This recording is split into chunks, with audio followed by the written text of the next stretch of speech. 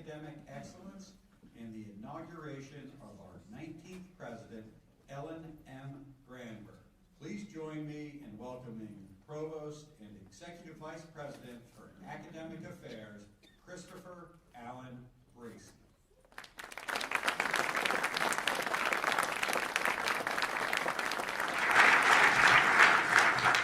Good afternoon, everyone. As you are aware, in light of ongoing global tensions and their impact on our community, the university has modified this week's scheduled celebration for the installation of President Granberg in an effort to focus our support on our community. However, we are delighted to move forward with this very special event and welcome you all this afternoon, whether you are in person or joining us via live stream. I would like to acknowledge our distinguished guests, current emeriti and former trustees, former presidents, deans, vice presidents, former vice presidents, and provosts for research, university professors, members of the national academies, and delegates. And I'm especially pleased to welcome the George Washington University's renowned faculty who work here and we celebrate today. Across disciplines, institutes, schools, GW faculty create impact through teaching, innovation, scholarship, and research. Indeed, for over 200 years, our faculty have delivered individual and collective excellence in hospitals, laboratories, neighborhoods, museum galleries, the halls of Congress, and communities across the globe. The display of books that you passed at the entrance to this auditorium is a sampling of the immense breadth of publications authored by our faculty just in the last few years. President Granberg is a passionate advocate for GW's academic research and clinical enterprises. In fact, one of the first things she suggested for her inauguration was holding this very event to celebrate our faculty and express gratitude for the decades of achievement and dedication of our faculty. And I'm thrilled that we are fulfilling that request today with the first event of her inauguration. Now, please join me in welcoming the 19th president of the George Washington University, Dr. Ellen Granberg.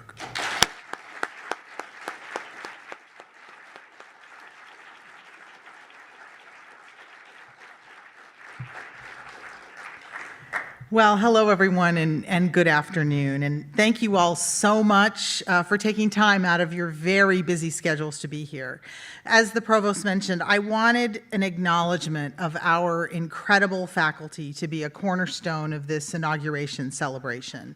And that's why it's such a pleasure to join you here today to recognize the GW faculty and their remarkable legacy of research, education, patient care, and service at GW. Our commitment to academic excellence was one of the primary things that drew me here, and I am truly honored to be a part of a community with such a remarkable history of impact throughout our world. When I became president, a colleague of mine gave me some advice. He said, as you plan for the future, look for your university's unfair advantages. And as I've gotten to know GW a little better, as I engage with our community, as I think about the future of the university, this idea of unfair advantages has been with me this entire time. And I think I'm starting to see what those unfair advantages are. And our incredible faculty, many of whom are here today, produce some of the highest levels of research in all of higher education, something we are extremely proud of. And in fact, we've been an R1 institution since 2011, a designation given to the most productive 146 research universities in the nation. But thanks to our unique location in the heart of the nation's capital, we're not a place that produces scholarship for the sake of citations and journal publications, although those are very, very nice. We do publish, of course, and in fact, we publish at a rate that far exceeds many of our peer institutions. But as the largest university in the heart of Washington, D.C., GW is a magnet for people who want to make a difference in their world and in their communities. And that, I think, is one of our unfair advantages. It's true for our student body, for our staff, and for our faculty. The GW community is drawn to our campuses because they know their ideas, discoveries, and innovations will be created alongside the national and international expertise and resources needed to have a real and immediate influence on the world around us. And because of this, our faculty have a unique opportunity to extend their scholarship to application in education, policy, law, administration, patient care, and beyond. Because of this, our students have unparalleled exposure to the practical experience of making change. Because of this, GW continues to have an outsized impact on our country and our world. It's because of this dual dedication to excellence and impact, extended over many years, that unfair advantage I was talking about, that GW was invited to join the Association of American Universities this year. Membership in the AAU is not just the gold standard in higher education, it is the platinum standard. It signifies the highest levels of excellence among research universities and places GW publicly and formally among the best universities in North America. This is a validation of the groundbreaking work happening every day across GW's campuses. So today, I want to express my sincerest gratitude to our many faculty whose work on our campuses and in communities around the globe have continued to lay this foundation of excellence. I also want to acknowledge our graduate students and postdocs who continue to make significant contributions to scholarship and clinical care while they are growing their professional and intellectual skills at GW. And finally, I want to thank the many people who support our faculty by managing operations, laboratories, budgets, facilities, and all of the other elements that are required for a world-class research enterprise. These staff members are often the unsung heroes of academic excellence, and today we also celebrate their hard work and dedication. GW is a remarkable institution, and as you will see in just a moment, we have so much to be proud of. The theme for our inaugural celebration this week is Raise Higher Together. We've achieved so much, but I really believe there's much more potential across our campuses. There is much more need in the wider world, and our best days are still ahead. As the 19th president, I want to work with all of you to be a catalyst for that potential. I want to remove barriers to collaboration, provide the resources and infrastructure needed for breakthroughs, and advance the impact of scholarship at GW for years to come. I believe that together we can raise higher. Thank you all for your belief in GW and our shared future. Your work is the engine for our excellence. I'm deeply grateful for your professional skill and your dedication. Thank you everyone for joining us, and I look forward to participating in this event with all of you. Thank you.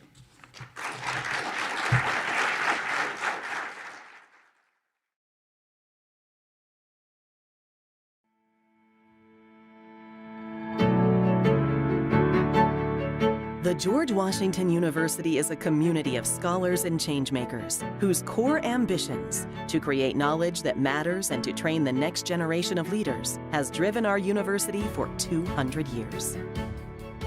At GW, we never stop learning, questioning, and discovering. Our culture supports dreamers, explorers, and risk-takers. Our people are pioneers.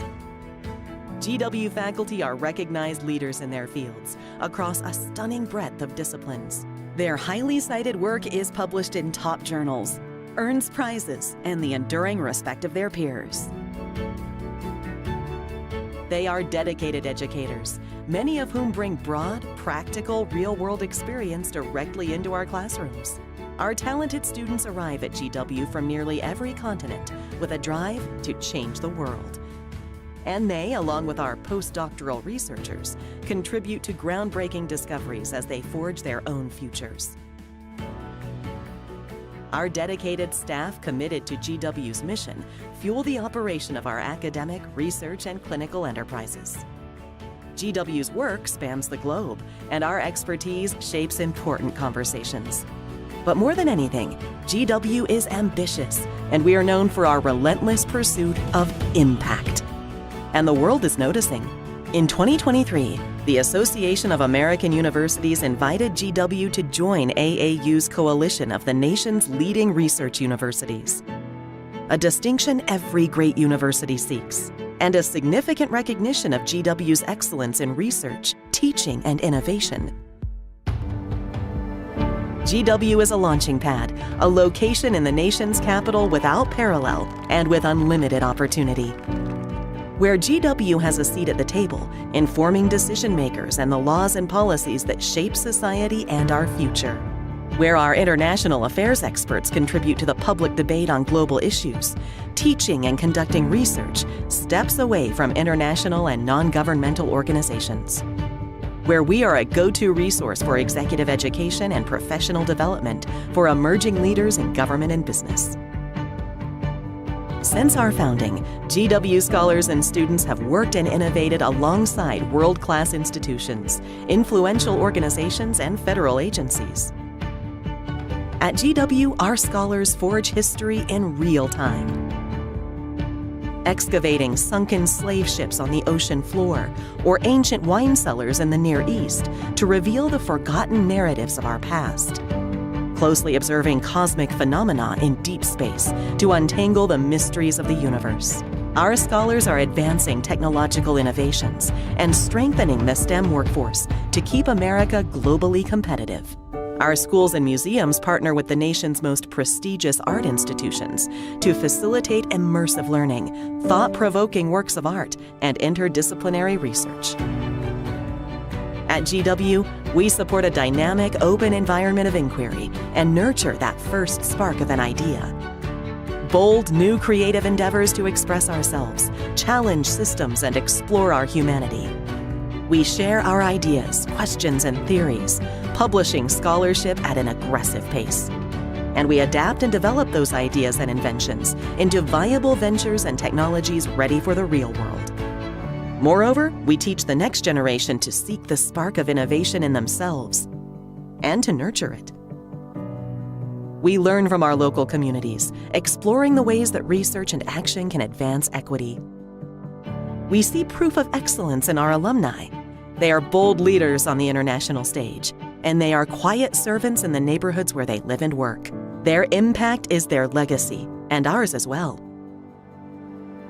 Teams of GW scholars and students collaborate with partners around the world to probe the leading questions of our time. Understanding the impacts of climate change in the Arctic and partnering with policymakers and local experts to make communities more resilient. Leading a national effort to build trust in systems driven by artificial intelligence. Designing better diagnostics to quickly detect diseases, giving clinicians a powerful tool to fight future pandemics. Or developing cutting-edge treatments for diseases that have long evaded a cure. Analyzing and mapping air quality data collected by NASA satellites that ultimately guide clean air initiatives on the ground. Advancing evidence-based programs that protect women and girls around the world from gender-based violence.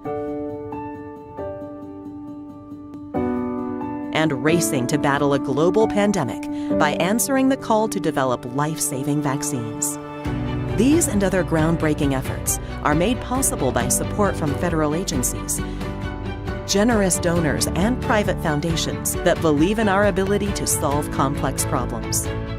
We are a community at the forefront of knowledge creation, forging a better future. And as long as we remain curious, engaged, compassionate, and inspired to use our gifts to build a greater world, the George Washington University will continue to raise higher together.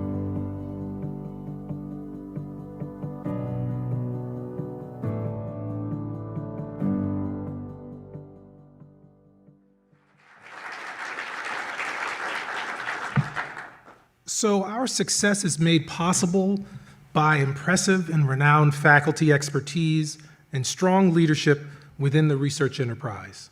And I'm pleased to present to you several preeminent scholars from the George Washington University community who are eager to share their thoughts on GW and its scholarly impact. They are just a few of the countless individuals in this community whose work elevates this distinguished community. Participating on today's panel, please welcome Mary Ellsberg, founding director of the Global Women's Institute and professor of global health.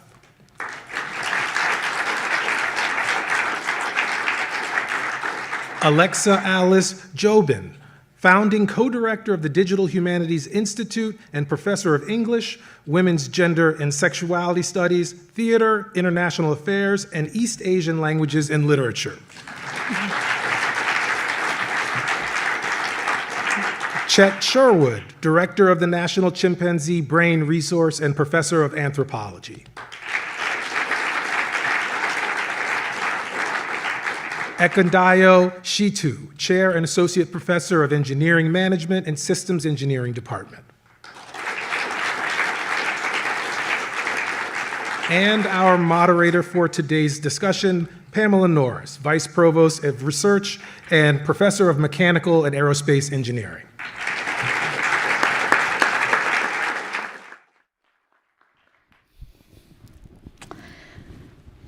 Hello, thank you for being here.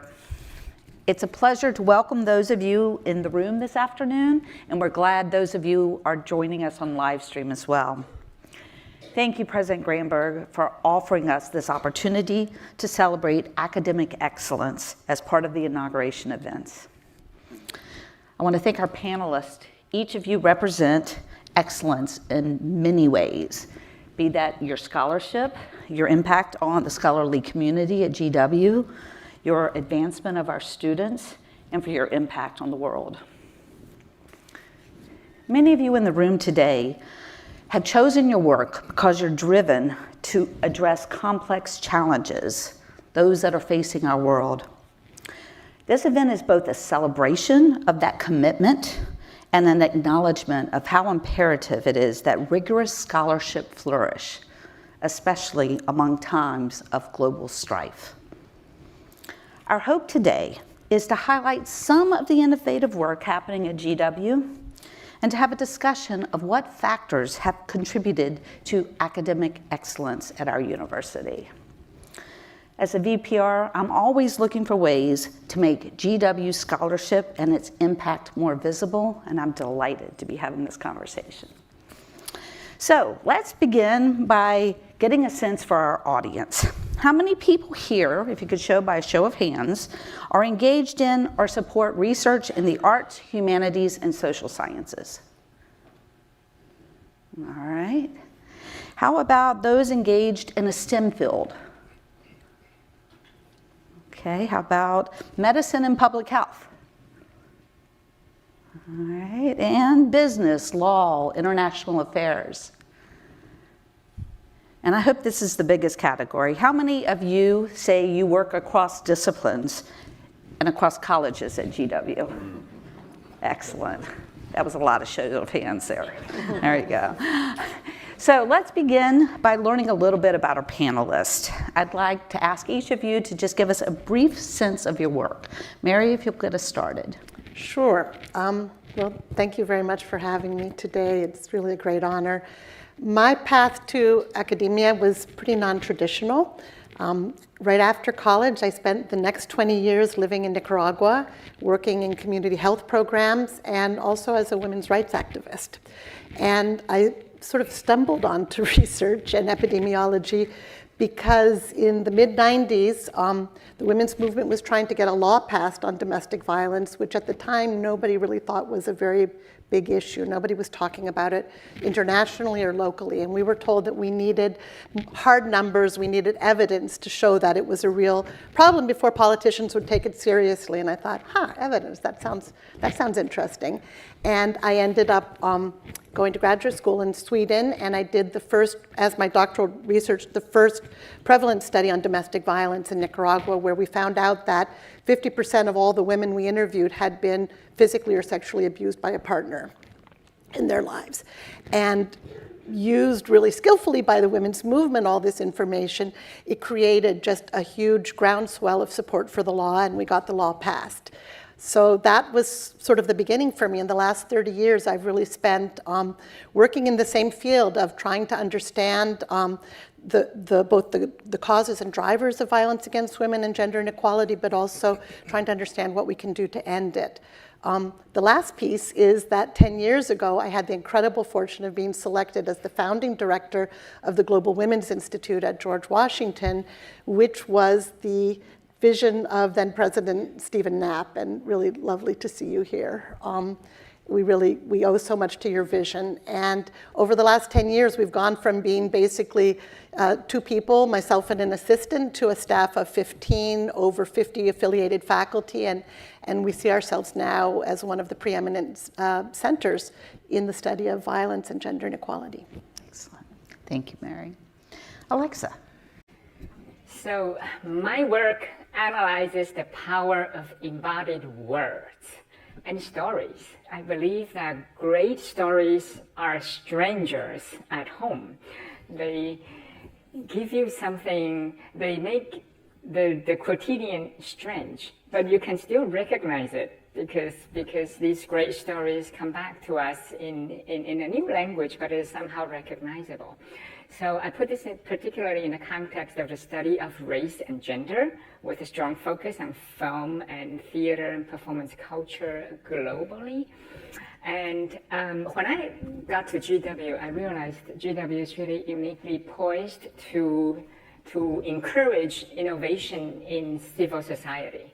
And so with OVPR support, I started a new field that is now known as Global Shakespeare. And basically, we study a wide variety of different performances, how they change race and gender when they perform this canon in different languages in wildly different styles. I was able to found a major project. It's MIT and GW joint venture called Global Shakespeare, which provides free access to videos from all over the world, many of which are subtitled. And today, this remains one of the biggest and open access and peer-reviewed resource for underprivileged students. Anyone with internet connection will be able to expand their knowledge through a concrete case of Shakespeare, but it's really about culture exchange, promoting storytelling and mutual understanding through cultural exchange. And thanks to new knowledge from this field, we now know, for example, Othello was a white man. And many of the gender crossing, the cross-gender roles that are actually transgender characters, among many other things. And so words indeed can change the world. And that's the vision when I co-founded the GW Digital Humanities Institute, to look into the digital realm, how do digital artifacts relate to our society. So when generative AI emerged last fall, I applied performance theories to analyze AI as a mirror image of our society and as a kind of theatrical performance. So now I encourage my students to use AI as a social collaboration tool to enhance social justice, rather than as a shortcut, as commonly misconceived. So AI is really important in changing how we think about words, actually, right? What's the meaning of writing? So I wanted to come back to storytelling. I think the kind of stories we tell, with or without AI, with theater, really shows our desires. And storytelling makes us human. I want to leave with some open-ended questions, questions that we often think about in the type of research I do. For example, in what new ways are the classics relevant, right? How do we deal with unpleasant stories? Are they still useful in some ways? And how do we think about race and gender in these difficult times? Many stories are not just about numbers, but it's about words. Thank you, Alexa. Chet. Yes. Well, it's really terrific to be part of this event to help celebrate the inauguration of President Granberg. In introducing myself, I think I want to emphasize the significance of interdisciplinary research. That's because I try to combine in my own work anthropology and neuroscience. What that means is we, in our lab, do studies of how human brains compare with those of our primate cousins, especially the great apes, so chimpanzees, bonobos, gorillas, and orangutans. And what we're trying to understand is seek answers to questions about what is different about the human brain that enables abilities, like the ability for language, greater empathy and cooperation with one another, and our capacity for culture.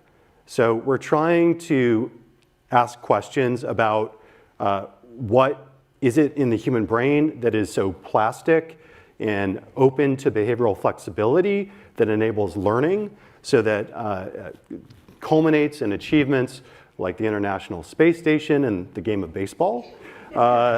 Also, what is different about the human brain that makes us especially vulnerable to certain diseases, especially those of aging and neurodegeneration? So these are some of the kinds of questions we try to address in the lab.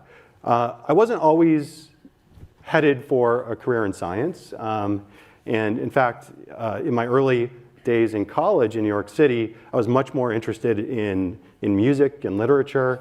And I didn't stumble upon anthropology until later in my university years. And that really emphasizes for me the importance of combining research and education to be able to help young minds broaden their horizons and to maybe imagine possibilities that they haven't encountered yet before.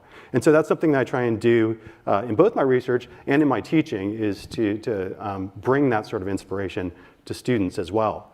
I'm really lucky at GW to be part of dynamic interdisciplinary communities. So in the anthropology department that I'm part of, I'm surrounded by people who have specialties in linguistics, in cultural change, in governance, in social movements, in my part being in the Center for the Advanced Study of Human Paleobiology. I'm around specialists in archaeology, paleontology, primatology, all with the shared interest in trying to understand human origins.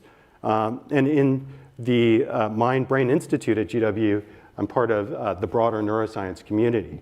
And I think part of what attracts me and all of the wonderful postdocs, graduate students, research staff that I get to work with here at GW is this ability to do meaningful work that can have a bigger societal impact. So I'm very interested to continue this interdisciplinary conversation today. Thank you very much.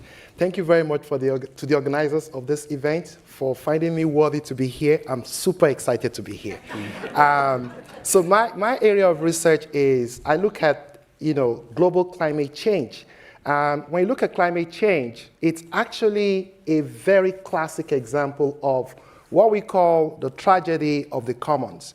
Climate change, everybody thinks it belongs to us, the environment, the atmosphere. But then, who owns it? Nobody owns it. And when you look at the tragedy of the commons, it's a case of where self-interest predominates what activities that people partake in. So when you look at the problem of climate change as a classic problem of the tragedy of the commons, it's an area that I'm excited and I've been studying for quite some time. Specifically, you can tell climate change is nebulous. It's such a wide area. But I've focused on investment decisions in energy technologies because we've seen that the pattern of consumption we have with respect to electricity, with respect to the emissions that come with the production of electricity are adding significantly to the incidences of climate change as we're seeing today. Now, why investment? Why is that key? Well, investment would have been easy if there were no uncertainties in the technologies that we're invested in. First and foremost, those technologies, we don't even know about their performance in terms of how well they are going to rescue some of these emissions or some of these incidences, causes of the incidences of climate change. That's on the one hand. On the other hand, when you look at the policies that are being enacted, we just passed last year the Inflation Reduction Act that has almost $1 trillion for climate change solutions. When you look at policies, the question many investors are asking is, how long will these policies last that will allow my investment in this research and development, in this new technology, to last long enough for me to recoup my investments that I've made into these technologies? So again, decision-making under uncertainty, especially when you have multiple technology alternatives, becomes really important. And believe it or not, these are the problems that firms, individuals, you and I, were facing on a daily basis. Should I keep consuming electricity from my local utility, or should I take advantage of retrofitting my rooftop with solar panels? Now, those are decisions we have to make. In the face of competing alternatives, I help to make that decision-making easier. What do I use? I use established theoretical frameworks in the academia. We have what we call the resource-based view, which looks internally at the firm's capability, their competitive advantages. How can they hone in on that in making some of these decisions?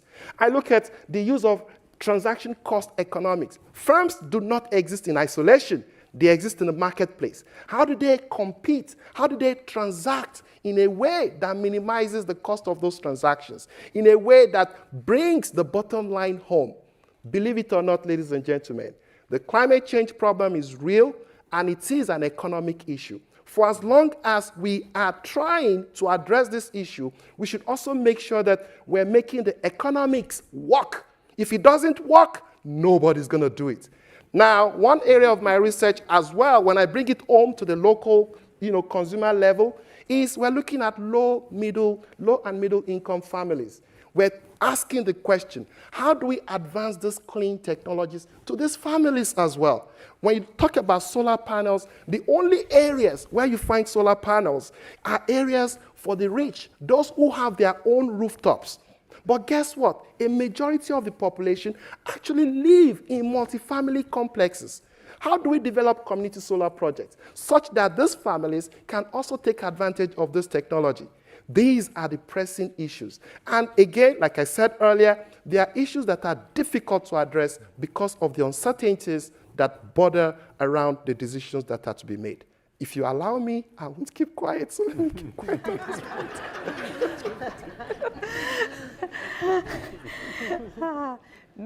Okay, so many of us in our discussions, we have really talked about the advantage of the location of GW. Our proximity really offers us an advantage. Those of you in the audience, how many of you feel you have leveraged our proximity to advance your research? I don't see a lot of hands going up yet. Alexa, can you speak to this and how you have leveraged proximity? Well, by proximity, we meant the proximity to excellent people who are eager for change, but also proximity to institutions. One of the most renowned, of course, is the Smithsonian, but slightly lesser known is the famous Folger Library on Capitol Hill, across from Supreme Court and Library of Congress.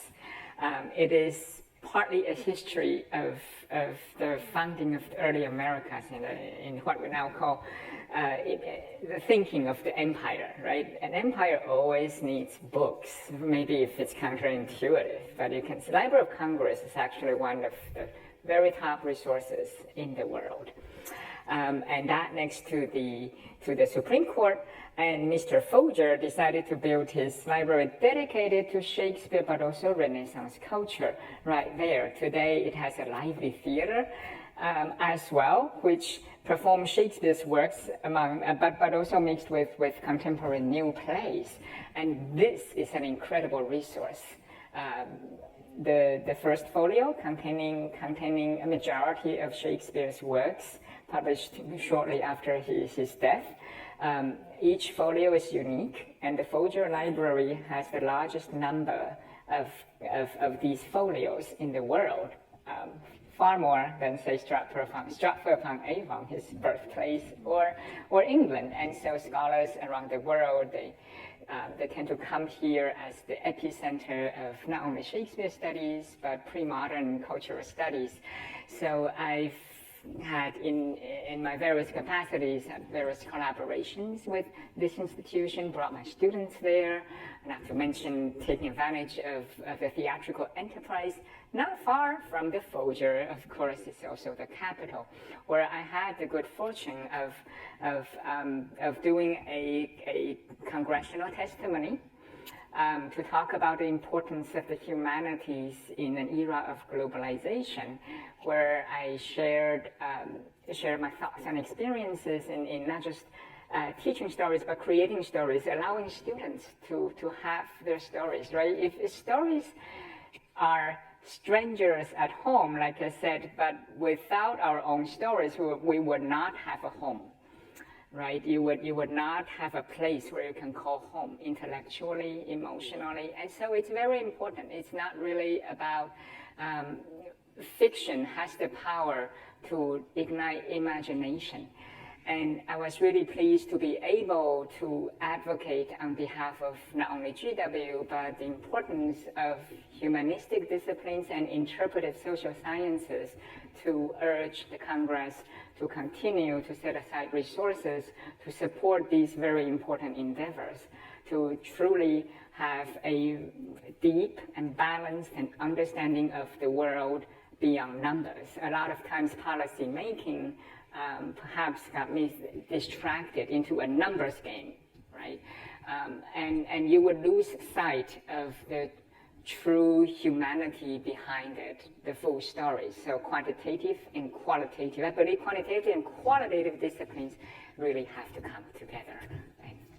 Chet, would you like to add to that about proximity and how it's been leveraged in your research? Sure. I think I want to take a chance to extend that a little bit, not just to the benefit of proximity in my own research, but in graduate education, undergraduate education, and opportunities. And what I've been able to witness as being really transformative because of the distinctive, I mean, it sounds like a cliche at this point, to talk about this distinctive privilege of GW in the nation's capital, but I can share with you what I've seen happen. So we have a graduate program in human paleobiology, and students come to study human evolution and primate biology, and they might be doing a project about the detailed skeletal anatomy and the bumps and grooves of various species, or they may be studying chimpanzee brains in my lab and so on.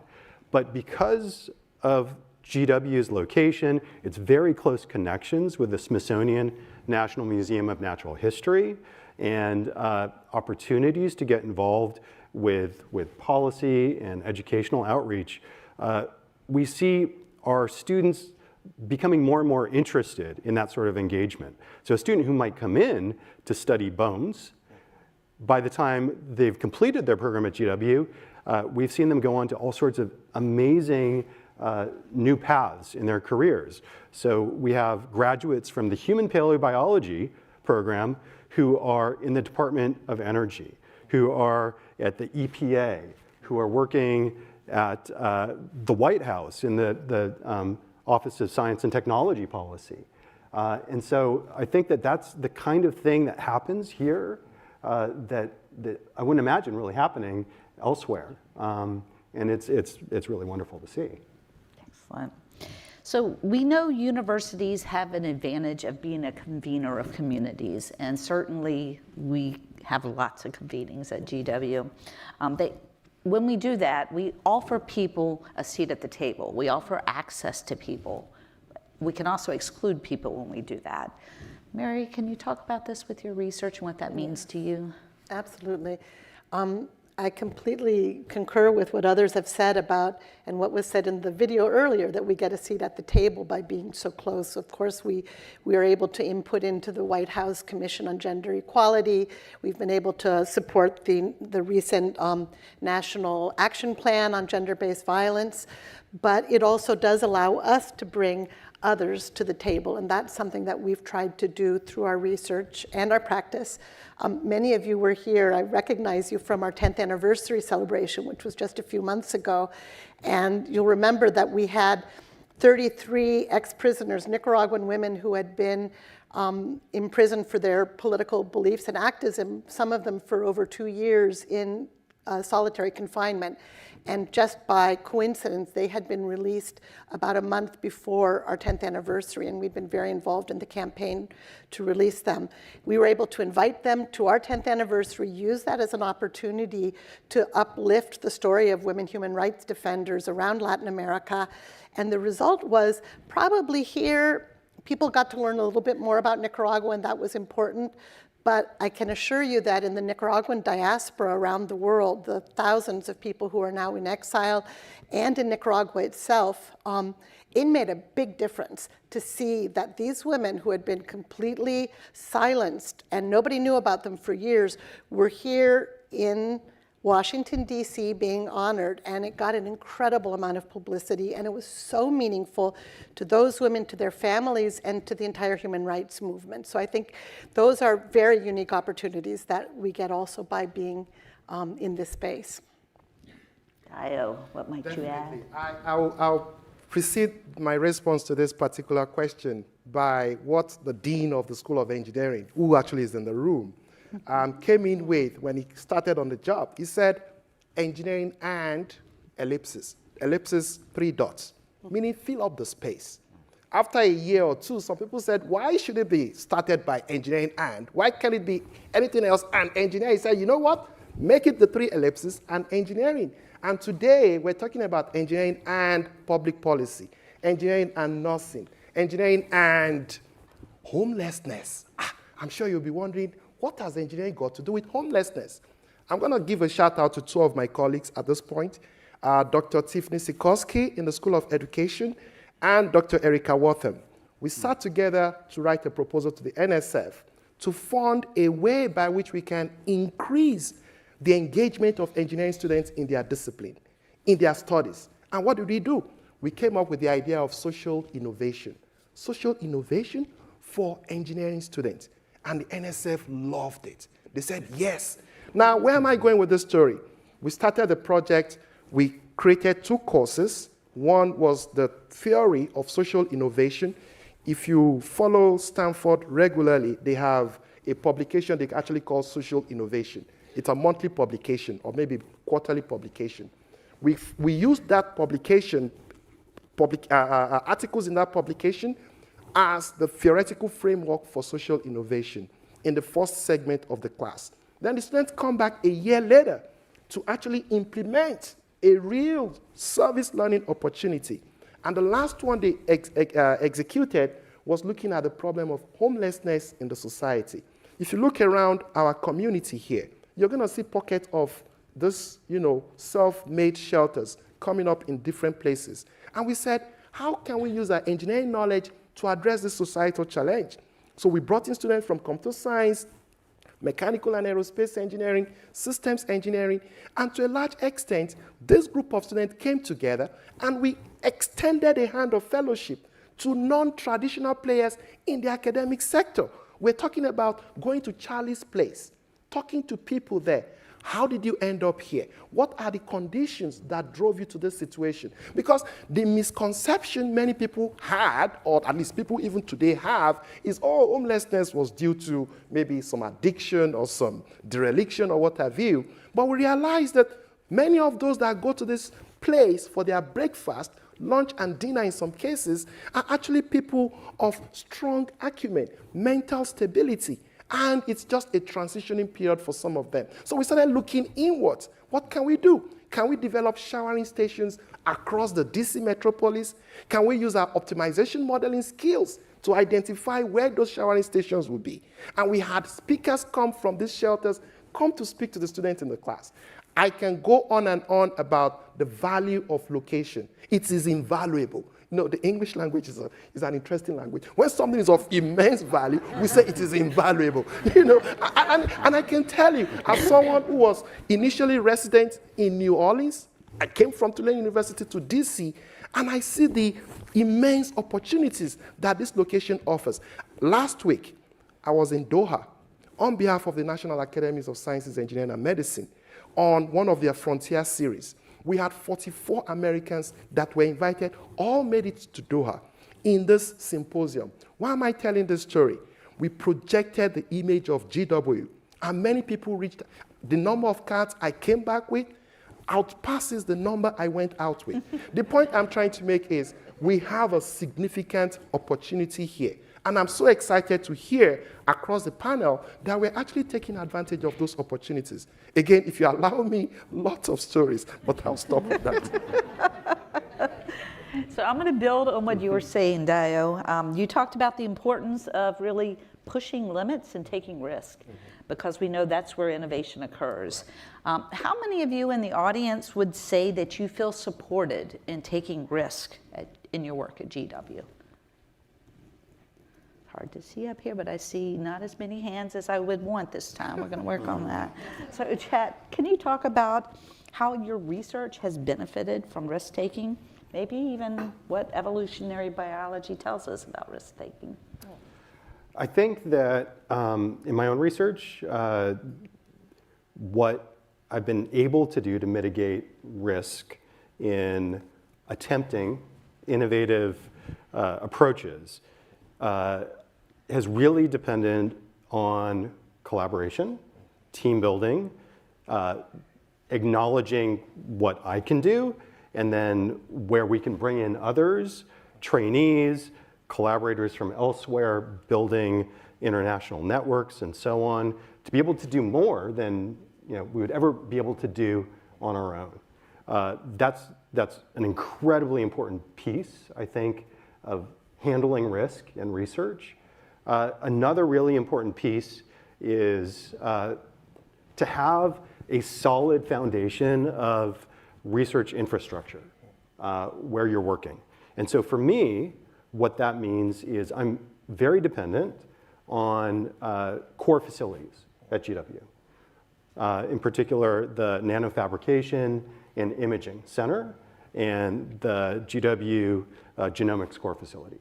And to know that I can get expertise from them, that they are a stable form of support to be able to undertake maybe some approaches I know I need help with and my trainees need help with is absolutely, absolutely essential. I think that those are critical elements in being able to undertake risks in research. And how about what biology tells us about how our brains evolve in accepting risks and learning from culture? Oh, well, I think that our brains are certainly always managing risk and trying to navigate opportunity. That comes not only from human evolution, but from our deep ancestry. All animals have to do this. And so, part of my own research is informed by seeing those continuities that we share with other animals. Yeah. It's fascinating. How has the ability to adapt to evolving culture manifested itself in your work, Alexa? Yes, I see risk as opportunities. The Chinese characters, the phrase for risk, in fact, encompasses both risk and opportunity. And there's no way to say one without the other, which I think is very accurate. And globally, we do see some cultures being more risk averse, right? Wanting to be safe, and in some narratives, that is the story of Japan's rise and fall in global economics in terms of innovation. American culture tends to label itself as being more innovative, kind of boldly, going where no one has gone before. It is partly true, but you also need to look at, I'm increasingly looking at failures, which is really important. Failures are data points themselves. It's not necessarily to how do I then overcome this? Where the infrastructure of the society has failed gender minorities, LGBT communities, And that types of failures are an important part of the history of evolution to be recorded, but also to offer lessons as we collectively move forward. And so stories need to be told, not just about successes, but failures, not in the cliched sense of kind of failures will eventually lead to success, as teachers like to tell them. And so risks is very much part of that story, right? And without critical analysis of all of this, we wouldn't be able to move forward. One of my current projects involves women, academia, and failure in quotation mark. So it has to do with academic infrastructure, what we can do better, sense of belonging. A lot of times women academics feel that they neither belong nor not belong. It's in a between place, and we need to identify beyond numbers and exactly what kind of narratives are contributing to these kind of sense of exclusion. And so to allow those stories to emerge, they don't emerge often enough, I think, in academic innovation. We are here to celebrate excellence, right? But behind this moment, there are so many trials and errors. And so the last point I'm going to make about risk is I feel that generally speaking, at this particular university, there is support for kind of risk-taking. You have to try something out, right? And for my discipline, interpretive disciplines, that means time. You need time. You don't need big labs like you, but you need time for the ideas to ruminate, to mature. You need to perhaps try it out. Maybe due to gatekeeping, you won't be able to make it into big conferences because it's too outrageous. You have to try at smaller venues. So time and resources. If we talk about conferences, that will be financial resources to be able to do that and to do what, 5 years? Do you have 5 years? Or is the tenure clock counting down? So generally, there tend to be more innovation after tenure with the security. People begin to be able to try out really, really innovative ideas, things that the field perhaps would not accept.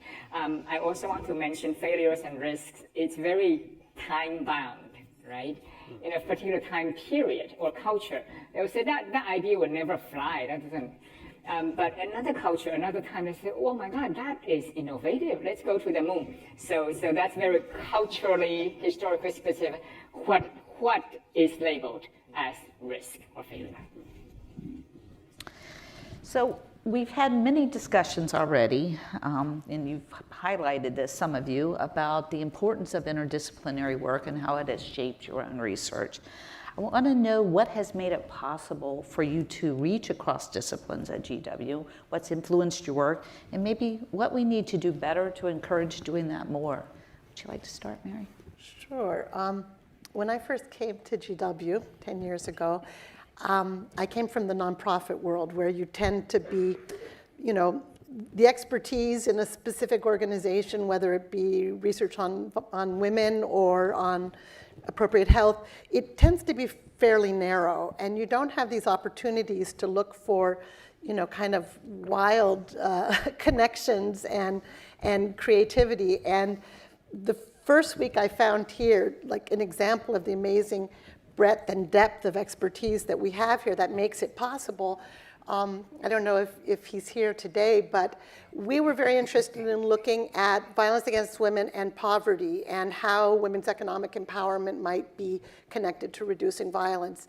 And talking to some colleagues, I found out, colleagues actually in Latin America, they said, "Can you put us in touch with James Foster, who many of you know from the Elliott School, professor of economics, who is the person who created the multidimensional index of poverty, which is used throughout the world now as a gold standard." I called him up. He turns out his office is a block away. He came straight over, and we started cooking up ideas of how to include the multidimensional poverty index in our research. Another example is Professor Leslie Jacobson, who is beloved here at the university, recently retired professor of theater and dance. She came to me within a month of arriving and said, I want to do something around theater, dance, and gender. And we developed together something that we called the the Arts and Gender Justice Initiative that went on for the years that she was here. And we put on plays, we did all recitals of stories of women activists internationally and in the United States that were just amazing. And then a final one, seeing also that Dean Goldman and Matthew are here, who have been incredible allies to us and are members of our leadership council.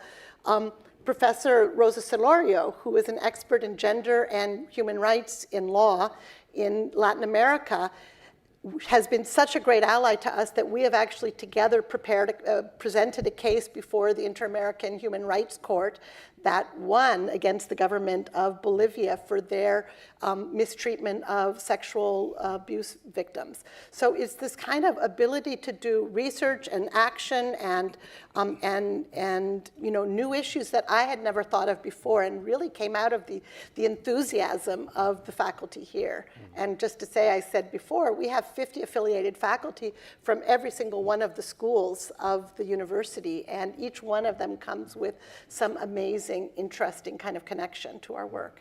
It's exciting, very exciting. Is there any words of encouragement you'd like to give for people to? I actually want to add to the point about interdisciplinarity here at GW. We have a lot of resources, and I believe I'm preaching to the choir here. In terms of, for example, we have the Cross-Disciplinary Research Fund. One of the stipulations, which is an internal funding mechanism here at GW, one of the stipulations behind receiving that award is that you are working across the aisle. In other words, your collaborators shouldn't be from your department or even from your school. They've got to be from across the street. So that is a strong mechanism for promoting interdisciplinary work, collaboration. That's number one. Number two, the National Science Foundation, out there just 5 metro stops away, always push that for you to actually break the glass ceiling, you have to be ready to make impact. Dr. Pam Norris, the very first time I met with Dr. Pam Norris in my office, because she was doing this exploratory visit with faculty members, and I went ahead to talk about my research, how the intellectual merit is sound. Dr. Norris said, so Dio, this is all great. Optimization, stochastic optimization, decision-making, robust decision. Who cares? What's the impact? Okay, and that was exactly it. She said, who cares? And at that point, I scratched my head. I said, yeah, that's true. Who cares? And I think to a large extent, when you want to break those glass ceiling, you want to make innovation come alive, you really have to think about collaborating across the aisle. Who's going to use this? What are the benefits? What are the unintended consequences of what we're trying to develop? Because it's very easy for us as scientists to just sit in our narrow silos, in our chambers, thinking we're advancing knowledge. But then at the end of the day, they sit on the shelf. Research is no longer about sitting on the shelf. It's about changing lives. It's about changing living conditions. It's about extending livelihood. It's about extending possibilities and opportunities to the haves and the have-nots. That's one of the values, again, that we find here at GW. In terms of the resources internally, tremendous resources. And in terms of the drive for impact, your work must be impactful. Yes, the science should be great, but what's the impact? Those are the values I see to the question you asked about interdisciplinarity. Do you want to? Yep. Yes. Yes. I think he can answer the question, who cares now? And I know the answer. Go ahead, Chet. And if I can add to that, I mean, I think that I agree with everything that's been said, and I think that to propel even more interdisciplinarity, structured events like symposia are excellent. Engineering solutions like buildings, the Science Engineering Hall itself is excellent, and it, in my own experience, moving in there has brought me into contact much more with the biologists on my hall, the chemists a couple floors down. It's been absolutely terrific in that way. But I also think that unstructured informal opportunities to just socialize together are really, really important. So those conversations, those natural conversations can occur. People can speak in an accessible way with no pressure. And I think that can build really important, innovative, interdisciplinary collaborations. I'd love to see even more opportunities for that. And then something else that I think can be a real benefit is opportunity for more team teaching.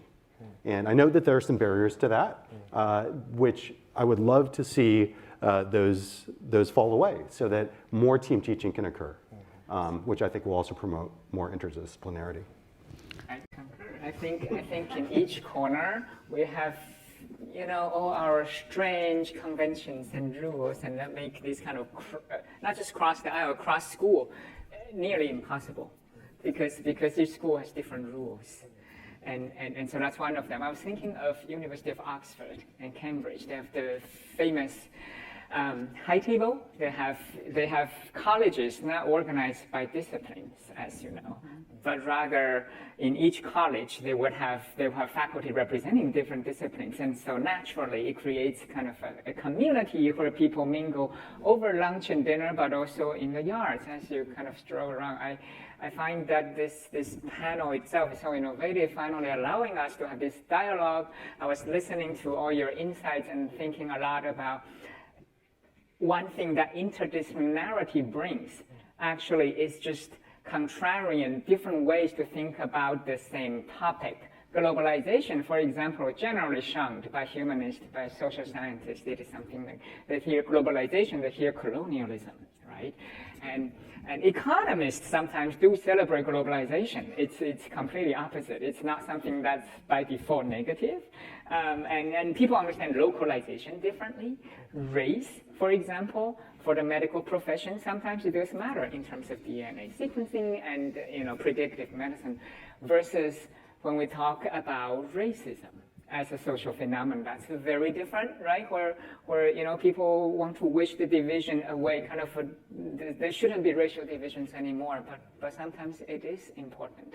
And so just this kind of eye-opening to hear a different, not just different knowledge, but different modes of thinking. Oh, you can think about this from this completely new angle, and if we combine force, imagine we can go to the moon.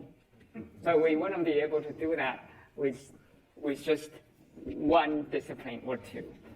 I think a huge success for this symposium would be when the four of you submit a grant together. And I can totally see it happening, and we'll be there to support you. So we're celebrating academic excellence and impact. If I could just ask each of you for a last question, what does excellence and impact mean to you right now in your scholarship? What would that look like at this moment? Let's start with you, Mary, if you would. Okay. We asked her what the questions were going to be in advance, and she refused to tell us. It was going pretty well up till now, I would say. Well, in my field, what we're really trying to do is end violence against women. There you go. And you can't do that without rigorous evidence. And the proposal I want to do with Chet is to understand whether, for example, violence is innate. That's a big conversation. We hear so many people say you can't prevent violence. It's part of our human nature. It's part of our DNA. It's caused by hormones. We have evidence now that shows that you can prevent violence, and a lot of it comes from the way we think about social norms, whether violence is appropriate or normative. And so I think those kinds of conversations elevate the conversation to a level of excellence that we are striving for, and the impact will be that we are continuing to change laws, that we've got violence against women is one of the Sustainable Development Goals. Now governments have to actually measure it and report on it. How do we do that? We need all of us to be able to do that well. So I would say, how'd I do? You did great. You get an A. That's all I got. You got to think while she was answering. On Yes. this wagon, right? Add violence from stage and screen. And in the global literary history, there's a lot of violent tales. Violence is everywhere. From the very beginning, think of Homer. It's a story based on war. It's violence. So what is that kind of stories, unpleasant stories? What does it tell? What does it say? If we were to go for a joint grant, that would be my little piece. Excellence in my field means a respect and understanding of words, especially in the era of artificial intelligence, where people increasingly think words don't matter. They do matter. Words, made flesh, as well as the metaphors we live by, right? How we think about how we thought the world is organized around us. It's actually very often around metaphors. And people think about, for example, the current AI issue, very often human versus machine. When in reality, it's really humans versus humans. It's the corporations and controlling the AI tools, for instance. That's kind of, so words do matter in that way because it wakes you up, it reframes your thinking, and you suddenly realize for all this time, things in front of your eyes, and you are not seeing it. Because not the right words, not the right metaphors, and we've all been duped. All right, Chet, are you the Hard PI acts on to this round? follow. Okay. What's your proposal going to be? Yeah. Are we doing grant proposals right now? Right now. Okay. So, excellence to me would, in general, mean doing work that matters, that improves people's lives in some way. In my field, I think that means improving our understanding of humans' place in nature. And that can have all sorts of reverberating benefits, I think. It can give us a better perspective on our biology and how we're susceptible or vulnerable to certain medical disorders and diseases, and maybe think of better treatments. It can help to, if people understand our evolved biology and its roots, dispel some of these false notions of the innateness of things like violence, or to counter false narratives about racial differences. I think that these things can matter in research to improve people's lives. I'll just add to that quickly. From an experience I had working on a project funded by LMI. LMI is in Northern Virginia by Tyson's. You're going to see it's a glass building, LMI, with a flame. They've got a red flame on top of the eye. They call it the flame of innovation. LMI gave us $50,000 to look at the problem of vaccine supply chain in least developed countries. I'm from a developing country, a least developed country, by the way. And I felt, this is a question that goes close to home. So I went back to my country to collect data, did the analysis, very simple analysis, and what did we find? We said, hey, no country in Africa manufactures vaccines. All vaccines come from Europe. They come from other continents. Now, when they come into the country, they go to the capital city. From the capital city, they go to the regions. From the regions, they go to the states. And from the states to the local counties, and then to the health facilities. In a country where electricity is a luxury, much of those vaccines would have gone bad by the time they get to the arm of the kid that needs it. So what did we do? We analyzed the system, and we felt, let's eliminate the center location in the country. Let vaccines come from abroad to 3 locations, regional hubs, and from there continue the echelon. And guess what? That improved performance dramatically. Not only did Nigeria consider, that's the country in question, consider adopting our recommendations. They felt that, a project that was funded by $50,000, what could they have done? Then they went ahead and consulted with McKinsey, multi-millions of dollars. McKinsey came up with nice document, glossy papers, glossy prints, recommending exactly the same thing we told them. So again, to your question about what's research excellence, for me, it's putting smiles on people's faces, saving that next life, ameliorating that challenge the individual is having. As you can see, my area of research as a systems engineer, anything is people ask me, what is systems engineering? I said, what do you want it to be? And that's exactly the answer, because a system is a collection of parts that are meant to work together for a particular purpose.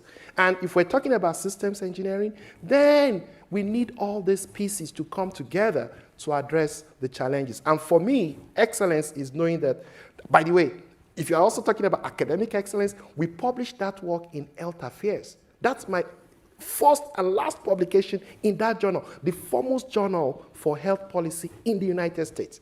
It's phenomenal. So for me, as I said, it's about addressing these issues, putting smiles on people's faces, and knowing that we have actually advanced, you know, the horizon, the frontiers of knowledge. And again, there's no better place than here, GW. I'm breathing, and I have GW flowing in my blood.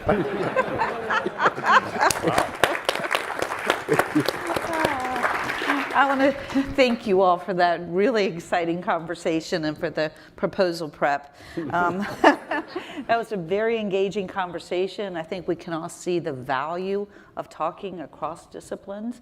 And that sustained conversation is what's going to drive innovation. I want you to know the Office of the Vice Provost for Research is here to support the GW community, ensuring we have more opportunities to do that, because that is how we raise higher together. So join me in thanking our panelists. Great final word. Awesome. And now I'm pleased to welcome President Granberg back to the stage. Well, thank you so much to this amazing panel. When I blurted out this idea that I thought it would be wonderful to have faculty recognition as a signature part of the inauguration activities, I did not ever imagine that I would sit in a conversation where I laughed, I was deeply touched, I was deeply inspired, and I was so excited about the faculty here, the work they do, and what the possibilities are for the future. So I thank you all so very much for being here and for agreeing to do this. And I particularly want to thank Pam Norris, Chris Bracey, and Donna Arbide, who really put an enormous amount of work and thought into putting together what I think is really an ideal panel to showcase both the diversity and the depth of quality of the research that we have here at GW. Every day at GW, we change the world through world-class research, through education, through patient care. And that really is the engine of excellence at the university. So I'm so glad that we were able to start off with this. Everyone who attended here today is going to receive a commemorative champagne flute on your way out as a token of our appreciation. And now I'd like to invite you to join me in the lobby for some refreshments and some opportunity to visit not only with these amazing panelists, but also with other outstanding faculty who we invited to join us here today and who will be out as a part of the reception. So thank you again, and I look forward to seeing you in just a few minutes.